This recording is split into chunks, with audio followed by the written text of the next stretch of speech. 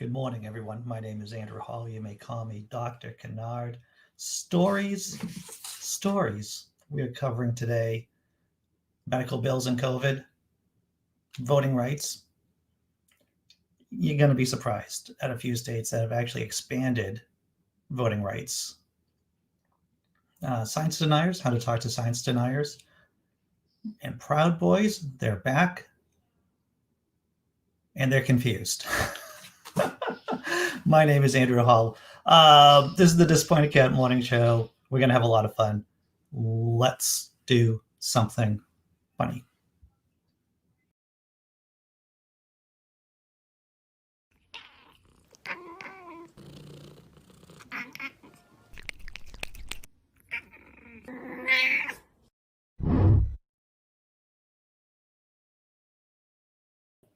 Cats. Who doesn't like cats, right?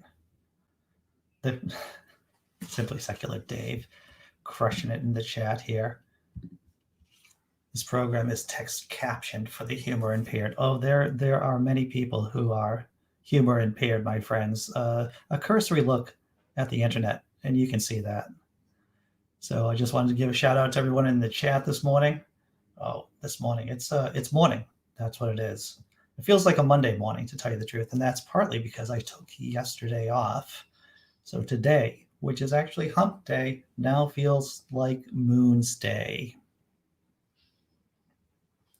John Hudson, glad to see that you're here, John Hudson. Tobin Templeman, good morning, sir.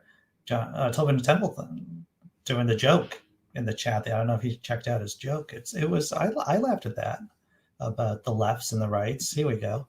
Women won't be allowed to drive in Texas. If they do, however, they can only turn left because, there's no women's rights there. I like it. I like it a lot.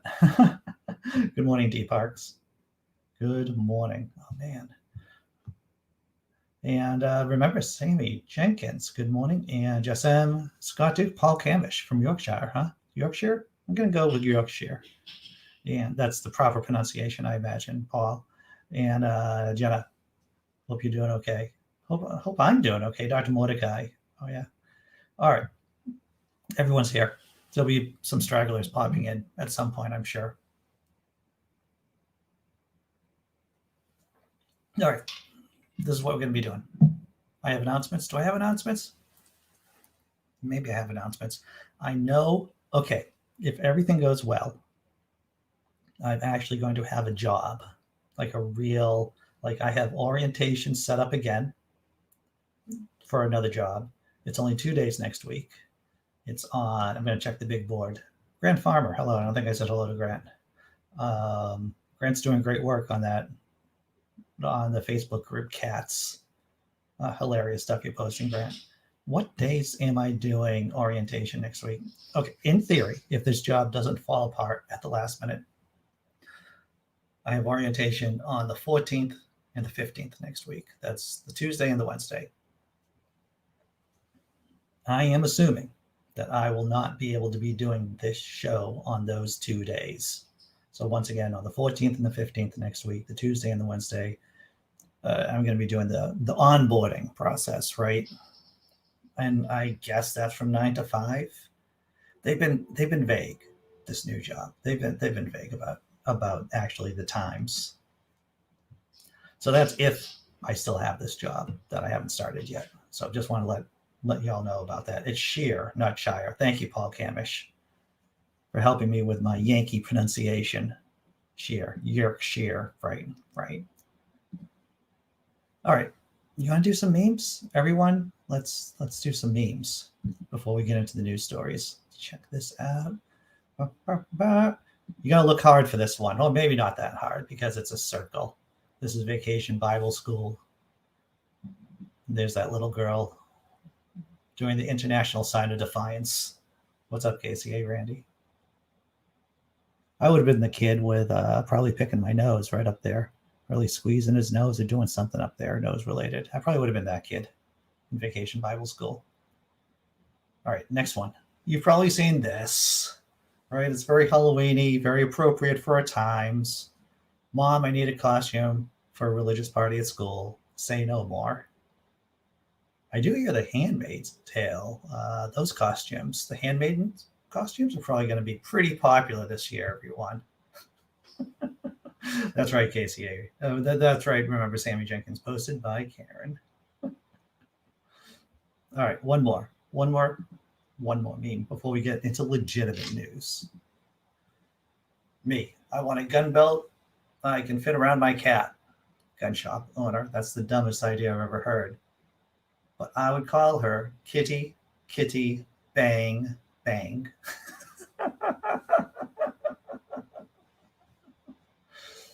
You know, I'm not, I don't fetish size guns here, but if I could get like a toy gun belt for my cat and call her Kitty, Kitty, Bang, Bang for like Christmas, I think that would be hilarious. I'm sure that there are some costumes, cowboy costumes or cowgirl costume. I don't know.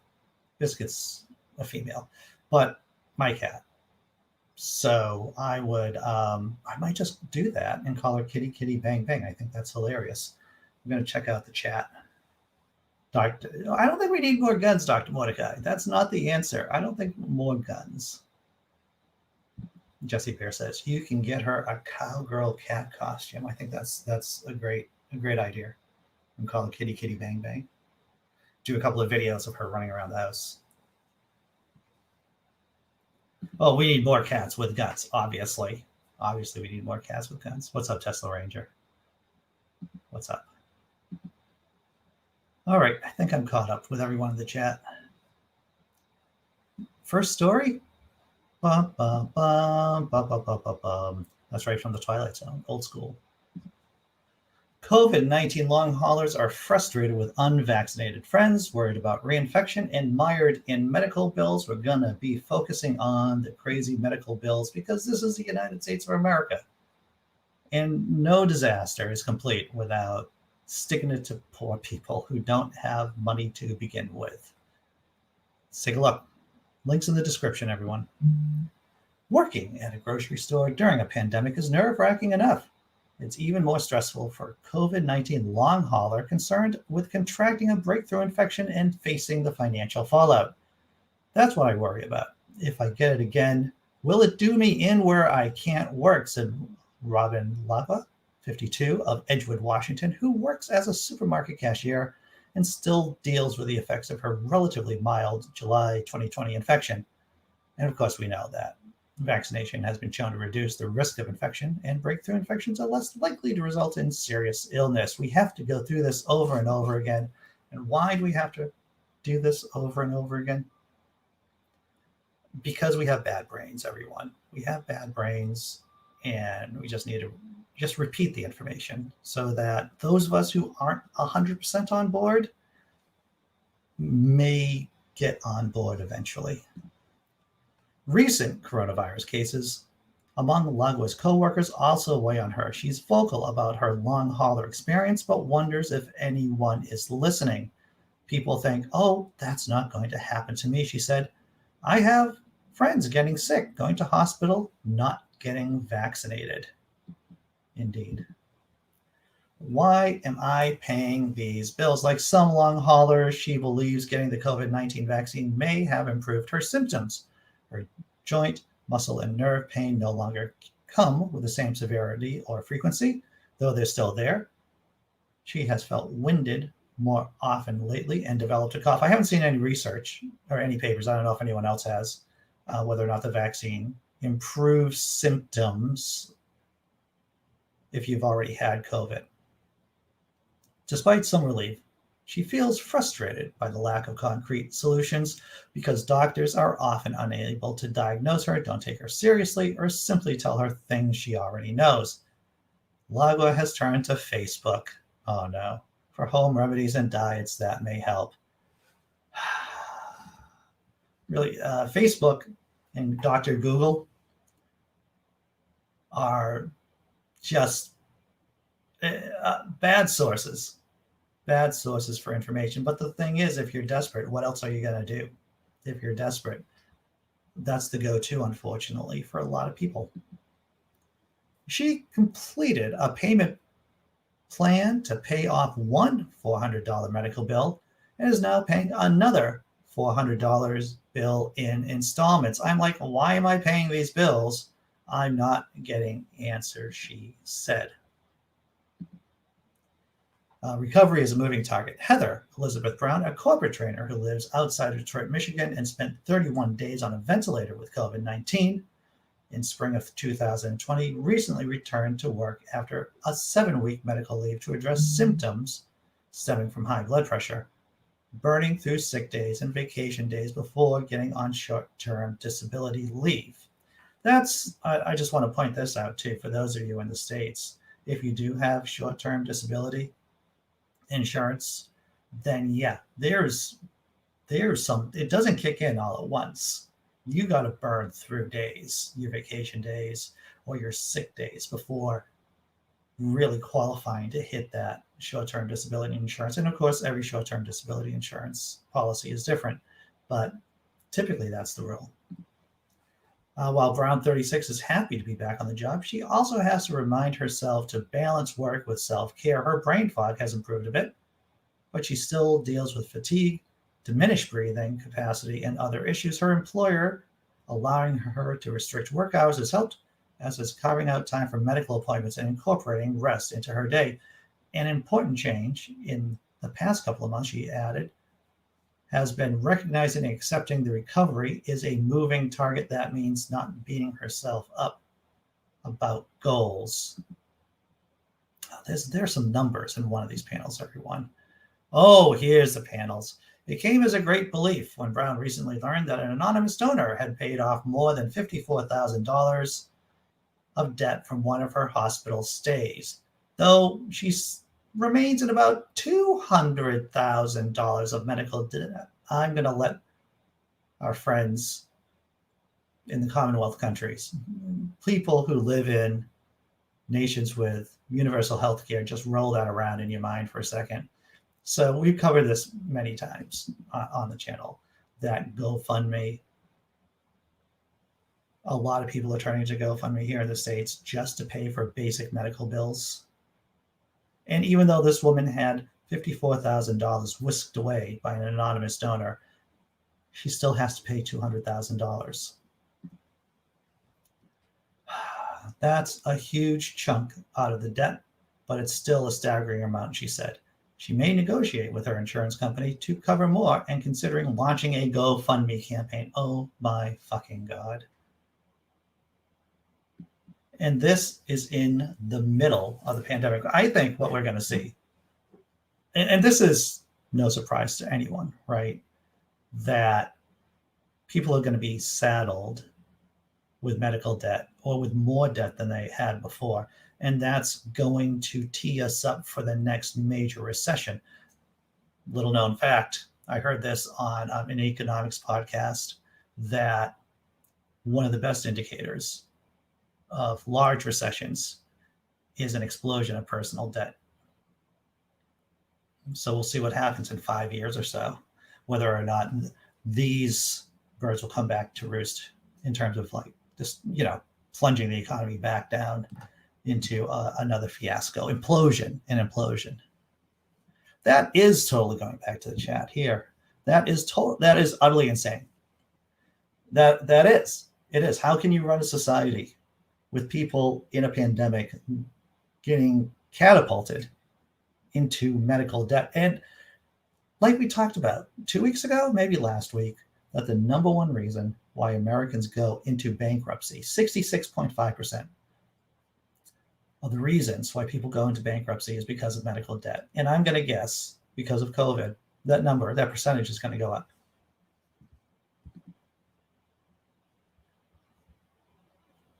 Let's see. Well, this is true, Jessi Bear. Facebook sadly is used because healthcare is so freaking expensive. You're right about that.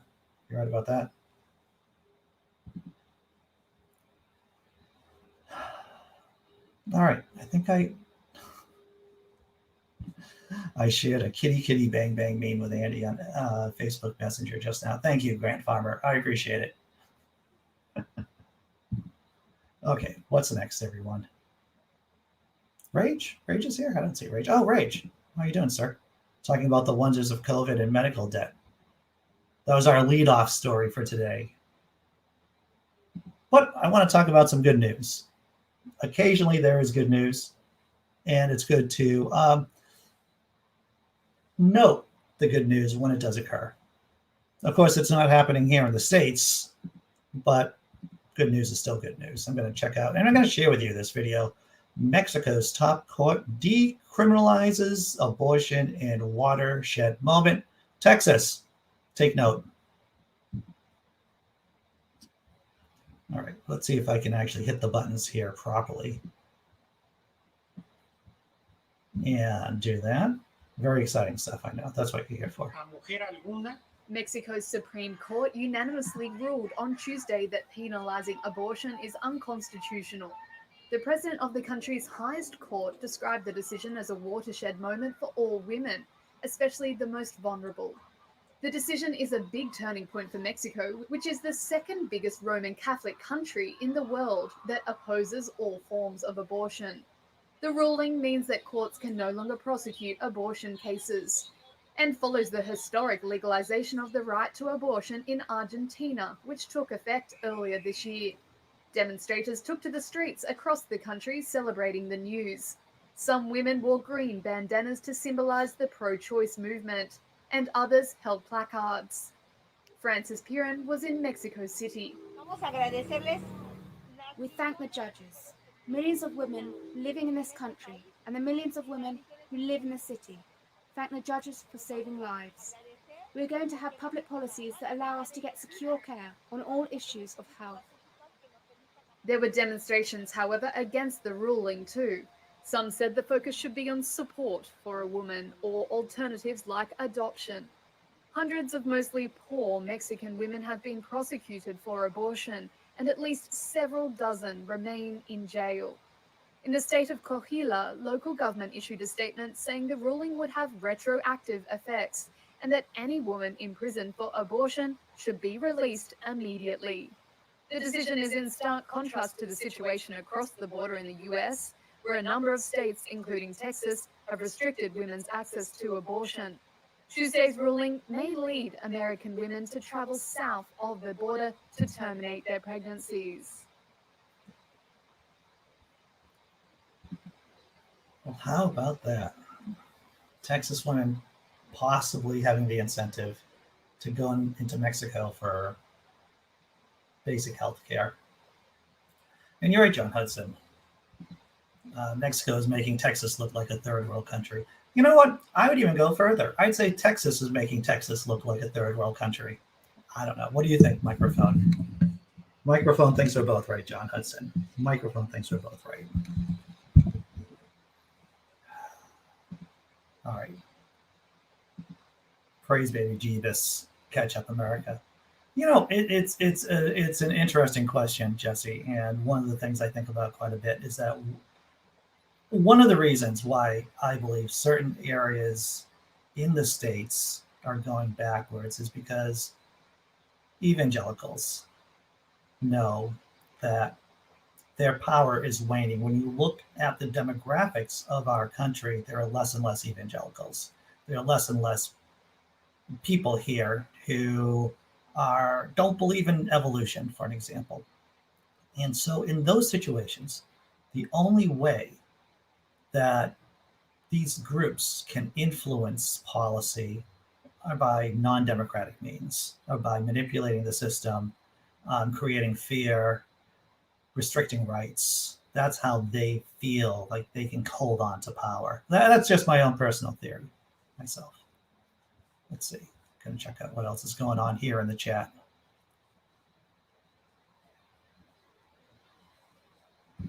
Rage says, Texas is just the beginning. Right-wing radio is calling for pretty much all red states to do the same. Oh, yeah. Totally agree. Rage. Good morning, MC Fractal. Internet artist extraordinaire. Good stuff. MC Fractal creates. You know, John Hudson, sometimes I don't know when you're being serious and when you're not.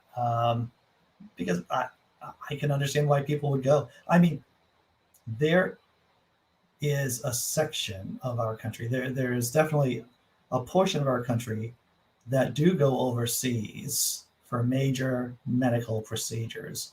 So let's say instead of paying through the nose for a transplant here in the States, individuals may go to another country and get the same transplant or get another medical procedure. It's medical tourism, I believe is the proper term. Medical tourism, yeah. John Hudson is serious. You get your dental. Wow. You go to Mexico for your dental work. I did not know that, John Hudson. Well, I imagine that makes sense. I imagine that's a pretty big business too. Once again, if I ever run for president of the United States, part of my platform, besides burn it all down, would be every American should have a full set of teeth. Radical, I know. Radical concepts. All right, so what's the next story? Voting rights. This is also, I don't know. This is not an all positive story. As we know, there are many states restricting voting rights, but you'll be surprised that just as many are actually expanding opportunities for people to vote.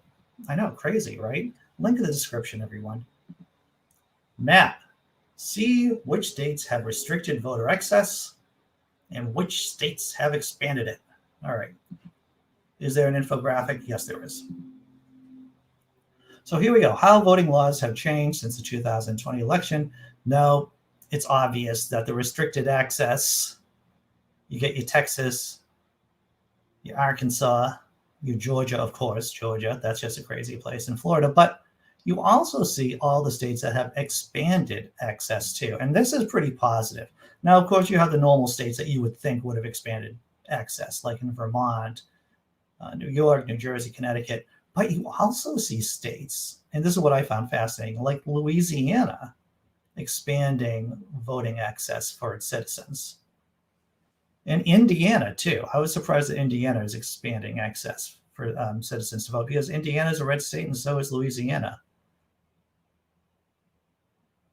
All right, let's take a look at this. The classifications on the map are from the Voting Rights Lab, which advocates for expanded voting access. The group determined whether each state's new provisions cumulatively expand or restrict access or have mixed outcome for voters. What we are witnessing in real time across the country is a widening divide, the lab said in a June report, whereby some states are working to strengthen and expand participation in our democracy, just as a significant number of states work to curtail it. Dozens of states have enacted more than 200 new laws related to elections and voting, according to the organization. Now, here are 2 states that have actually expanded voting rights. Once again, states that you may not have expected them to expand voting rights. Check it. In Indiana, key changes. While Indiana has new limits on drop boxes, measures such as SB 398 expand options for voter ID and early voting opportunities and create a process to cure signature errors on ballot envelopes. And in Louisiana, one law offers new instructions on voter purges. Louisiana's law extends the early voting period for presidential elections. Another measure removes hurdles to registration for people with past felony convictions. So that's pretty, one of the major civil rights issues that we face here, of course, here in the States, getting felons, people who've been in prison, people who've been charged with people who have felony convictions, for them to vote. Of course, if you did the crime and you did the time, then you should be able to vote, right? Just because you were in prison for a set period of time doesn't mean that right. And one would say, without getting too hyperbolic, that the right to vote is one of the most intrinsic rights we have as citizens. All right, checking out the chat before we go to the halftime tummy rub show. What's up, B? What's up? Vermont's great. Did a vacation up in Vermont recently. Beautiful place. Dee Parks, I'm seriously considering moving, at least out of Indiana. Best out of the USA. Yeah. I can see that, Dee. Teeth for all. I like that. This very clean type of motto. Teeth for all, Medicare for all, housing for all, teeth for all. I like that. I like that a lot, John Hudson. Saving us. I don't go to dentists. I'm just waiting till my teeth fall out. Then I'll go to the Philippines and get false ones. That's a radical plan. Actually, I'll tell you something. I had a girlfriend back in the day whose uncle, a little, he had all of his teeth taken out and had implants. Radical. Okay. Halftime Tummy Rub Show. This, I'm told, is where I should ask people to hit the like button if you've gotten any value from this show. Please hit the like button. Please subscribe. And hey, there's no ads here, right? There are no ads. So think about becoming a patron, becoming a YouTube member. Perhaps if you don't want to make that kind of commitment, I do have some PayPal and Venmo options down in the description, everyone. All right. Let's do the Halftime Tummy Rub Show. Let's do some comedy.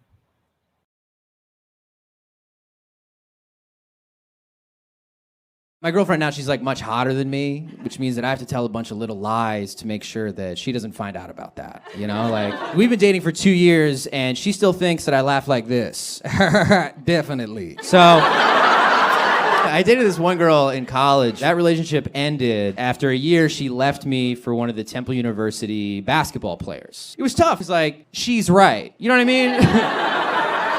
And this guy, he's like a Division I athlete, right? So I didn't underestimate how tall he was going to be or how ripped he was going to be, but I definitely underestimated how many posters of him there were around campus. A lot of people go through a breakup. Not everybody has to see a 10-foot banner of her new boyfriend going like this. My roommates were all huge fans. So they would watch all the games, and I'd have to listen to announcers talk about this guy. Like, oh, Jim, would you just look at the incredible strength and stamina of this young athlete? I'm like, all right, that's about enough of that.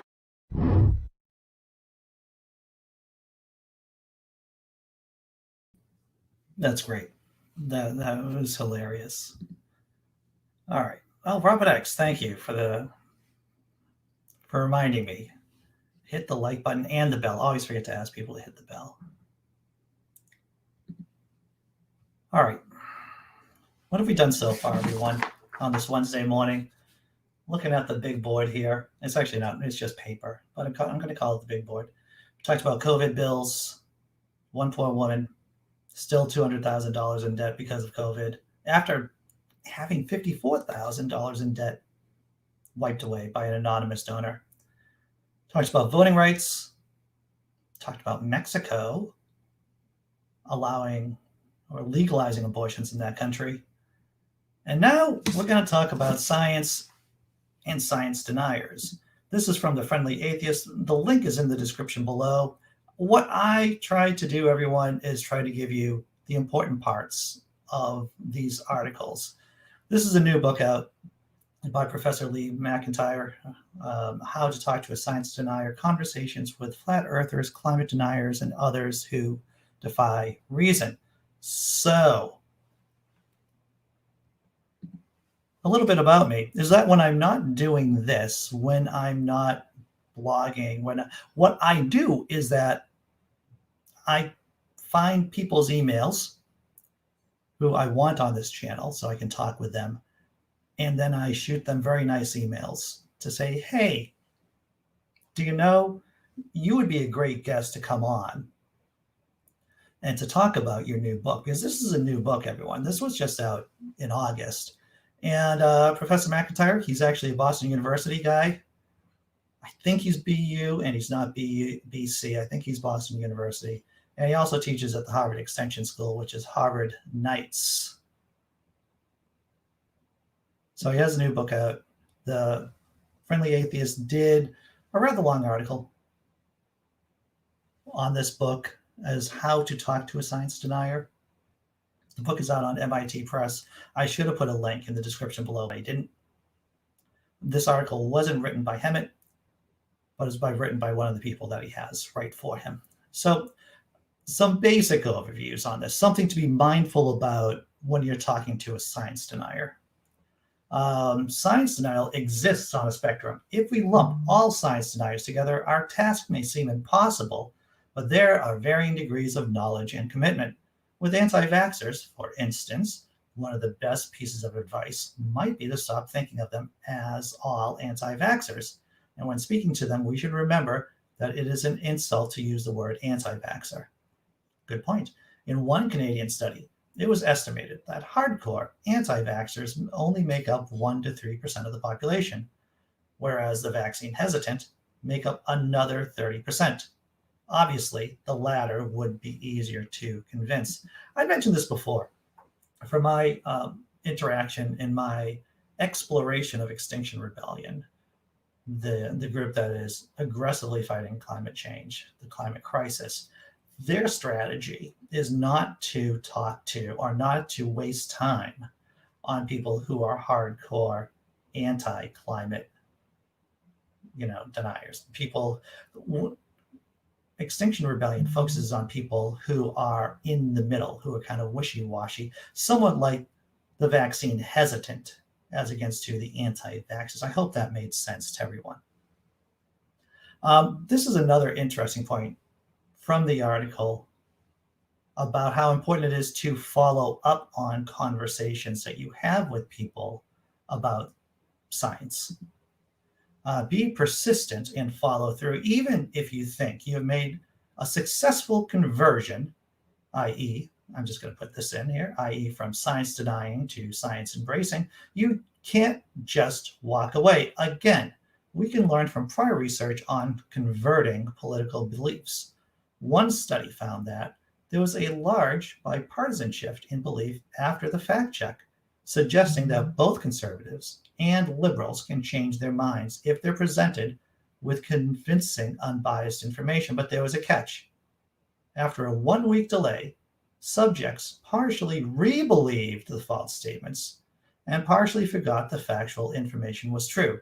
Even if individuals upgrade their beliefs temporarily, explanations regarding both fact and fiction seemingly have an expiration date. Once again, it's important to just go over the basics time and time again, especially with people who are on the fence or people who aren't really science literate, just to go over the basics. Science doesn't deal with big T truths. They deal with small T truths. In other words, science theories and scientific laws can change with new data coming in. These are important things. I don't know how many times I've said that. A lot of times. Just going through the basics with people, especially with people who are kind of science hesitant, just to make sure that they're fully inoculated against becoming complete and total science deniers. So once again, I've asked Professor McIntyre to come on the channel. Hopefully they will say yes. I do have some people over at BU who may know him. So fingers crossed on that. Checking out the chat one more time. Hold me, Andy. All right, it's difficult. You're very far away. Very far away. What's up, Donna? You're late, but you're here, and that's what's important. Let's see what else is going on here.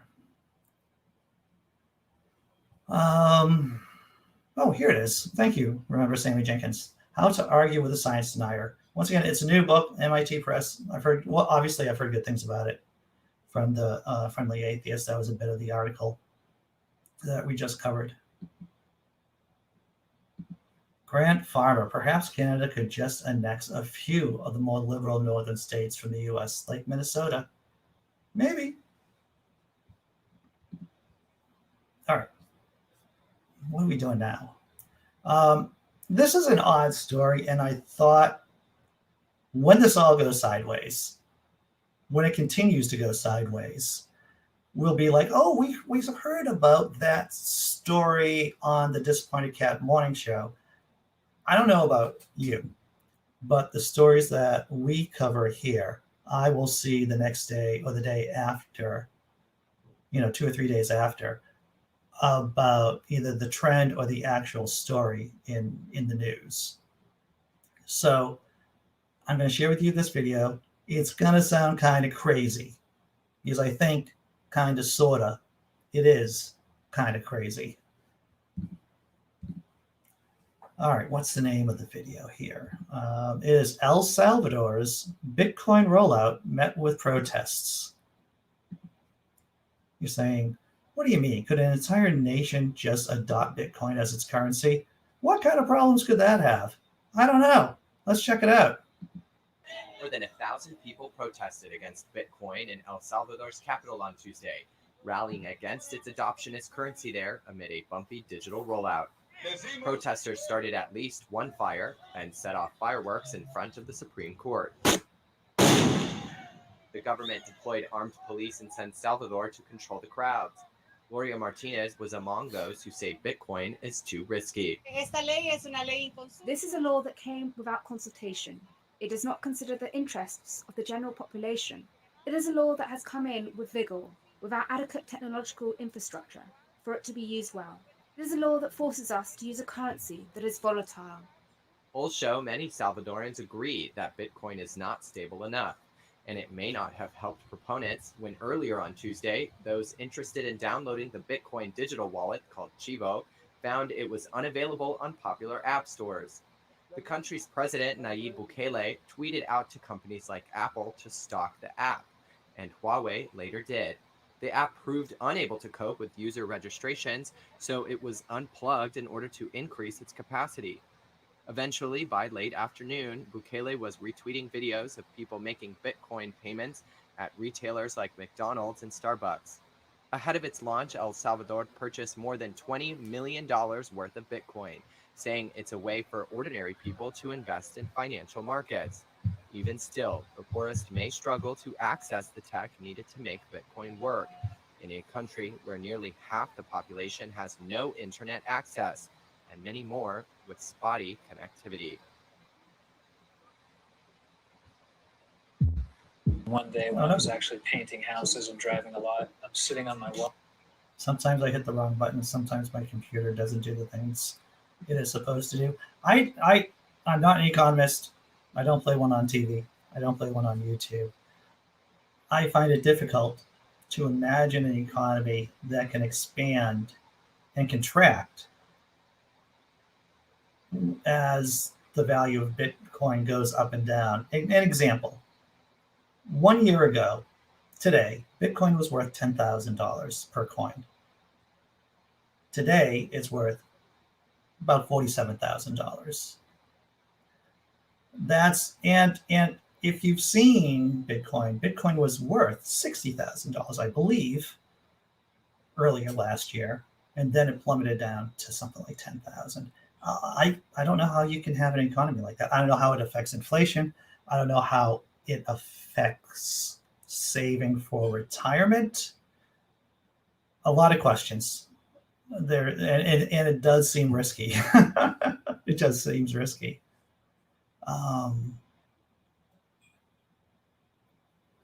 Oh, here it is. Sammy goes, can I interest you in this wonderful new digital currency that's going to be the next big money-making money? I call it Jenkins dollars. Oh, Sammy. Is it just Pogs? Do you have a bunch of Pogs from the 90s? And you just going to call it like Jenkins money, Jenkins dollars? All right. Jessi Bear. Jessi, I know that you had another comment up here. Here we go. I'm not proud to say that I started to fall down some of the pseudoscience rabbit holes, but thankfully I got out with people being kind and explaining things to me. Well, that's a good point, Jessi, and I'm glad that you shared that with everyone, because most people are, as we saw in the article, most people are not diehard anti-science-ers. Most of them are science hesitant. I think that's a good way of framing it too. They're science hesitant. And most can be swayed. Most. And I'm going to sound vaguely optimistic here. And Microphone's like, it's not that kind of show where you're optimistic, Andy. Maybe you should have another cup of coffee. Microphone, you mind your own business here. I'm doing the best I can. But yeah, most people who seem to be science deniers are actually just need to have stuff explained to them consistently. Good job, Jessi, too, on turning yourself around. Realizing pseudoscience was BS also led me into being an atheist. Logic and reason are very powerful. I was pushed into pseudoscience via becoming a parent. Parent shaming is toxic. You know, yeah, I tell you, being a parent, at least for me, I can say that, was an existential crisis. It was about who I am in the world. What am I doing? It's anxiety provoking. At least that was my experience. And you really try to do a good job. And I can see how that could, shape your behavior into becoming less scientifically literate. Yeah, I can see that. Let's see. Grand Farmer says, a national currency should be relatively stable. Bitcoin is not. This is true, Rand. I know I've heard of countries creating their own stable coins, right? So in case that people want the ease of having cryptocurrency, that certain countries, and I believe mainland China, yes, I'm going to call China, mainland China, has a stable coin, an electronic stable coin. And there's been talk about other nation states creating their stable coins too. All right. Wow, we've been covering a lot of stuff. You want to talk about Proud Boys? I don't want to talk about Proud Boys. But they're in the news. They are in the news. What have they been up to? I'm glad you asked, everyone. With Trump in the rearview mirror, Proud Boys offer muscle at rallies against vaccine mandates and masks. I just want to take a moment for everyone. Put your hands together and pray. Thank you, oh fictitious God, that the right, the political right, are so fucking stupid and they picked the wrong side of this crisis. I'm not the first person to say that. But if you think about it, right, if the right, the religious right, actually did what they've always done, which is in terms of crisis, help people out in the hope that they turn them or convert them, they haven't done that. If anything, their response in this crisis has been to push mainstream Americans away from their groups. All right, let's do this story.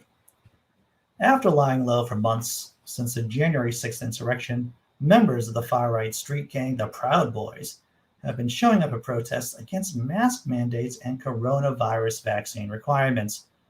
In recent weeks, Proud Boys have been spotted at rallies against masks and vaccines in at least 5 states. From LA and California to Columbus, Ohio, members have scrapped with counter-protesters after gathering for events branded as pro-freedom, pro-patriot, or anti-COVID restrictions. Anti-mask protests become violent. Throughout August, members of the Proud Boys attended protests against COVID-19 restrictions in those states, California, Oregon, Ohio, South Carolina, and Kentucky. Some of the events became violent. On August 14th in LA, a group of Proud Boys and other far-right agitators attacked counter-protesters and journalists outside of City Hall. Frank Stoltz, a veteran reporter for Atheist, was shoved and kicked by men in the crowd, though members of the mob weren't dressed in the Proud Boys' signature gold and black colors. Local activists identified several of the men as members of the extremist group. So here you go. You got a couple of the guys here, right, living their best lives with the black and gold. They're doing, and for those of you who aren't acquainted with the white supremacy hand signal, that's the white supremacy hand signal.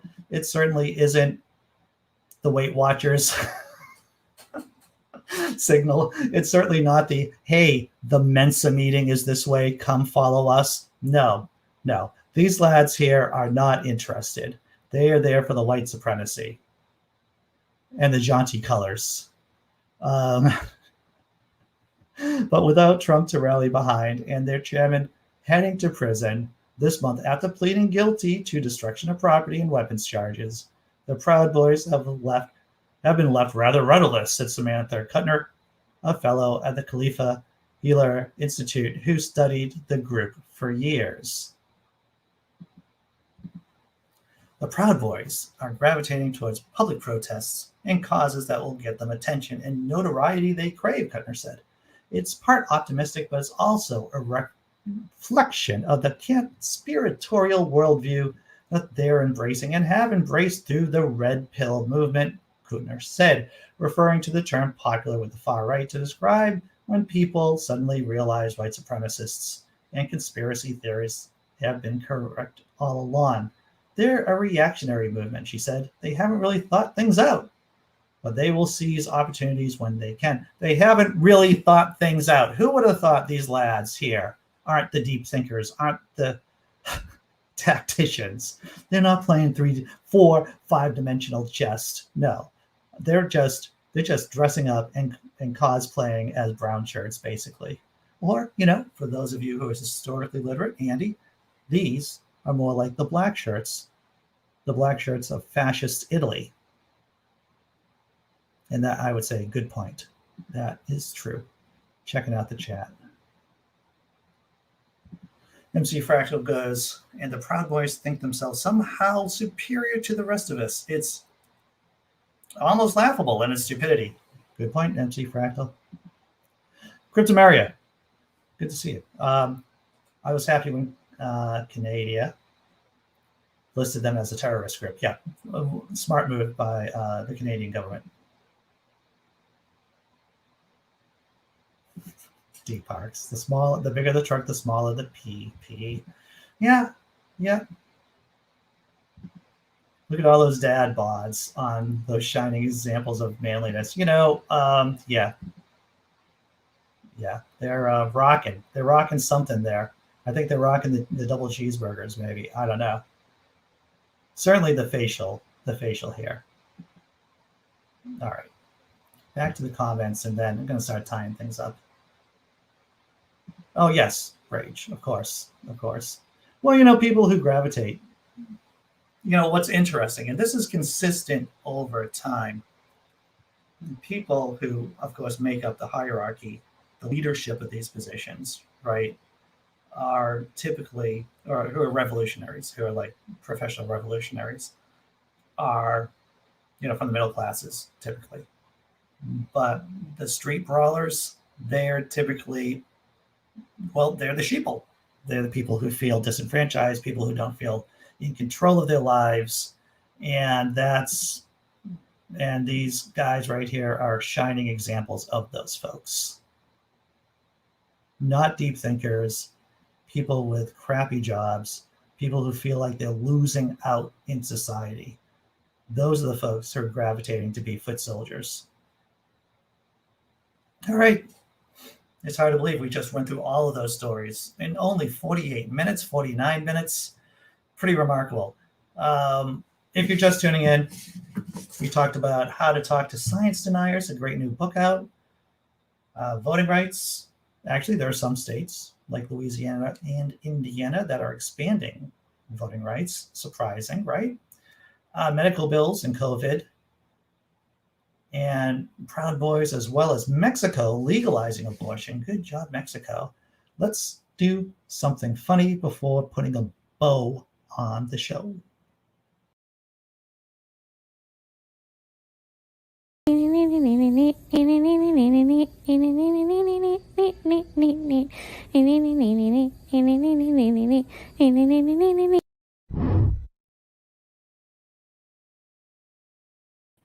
I'm not a big fan of the chicken dance, but I'm going to let this one pass. Okay, so hey, everyone. I haven't even mentioned about the after party, after show. It's, an open room pretty much for humanists, atheists, political progressives, the white hats. So if you want to come on and be a part of the panel, feel free. There's a link in the description below.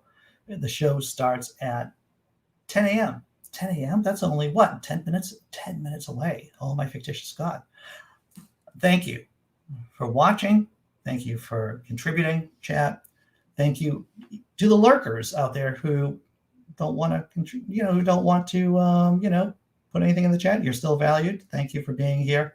Thank you for showing up, right? We're going to do the same crazy thing tomorrow at this time.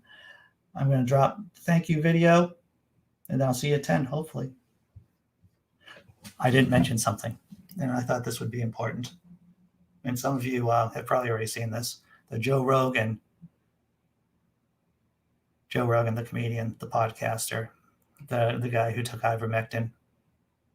He was musing philosophically on his podcast the other day about whether or not he should sue CNN for all the mean coverage he's been getting since he took ivermectin. I didn't think that the story was big enough to actually cover, but since we have a couple of minutes, I thought, oh, how hilarious is that? Joe Rogan turning it into even a bigger wussy. He has his feels hurt, and now he's thinking about suing someone. Hilarious, everyone. Way too happy with that story. But it just shows you how Rogan, he's gotten so big and his ego's gotten so inflated that he's gotten some hurt feels, and now he's thinking about suing CNN. Oh, job well done, Joe Rogan. You shine on, you crazy diamond. Thank you, YouTube members. Thank you, patrons. Thank you, people like John Hudson, who threw me a couple of shekels on Venmo. It's all appreciated. Here's the thank you video.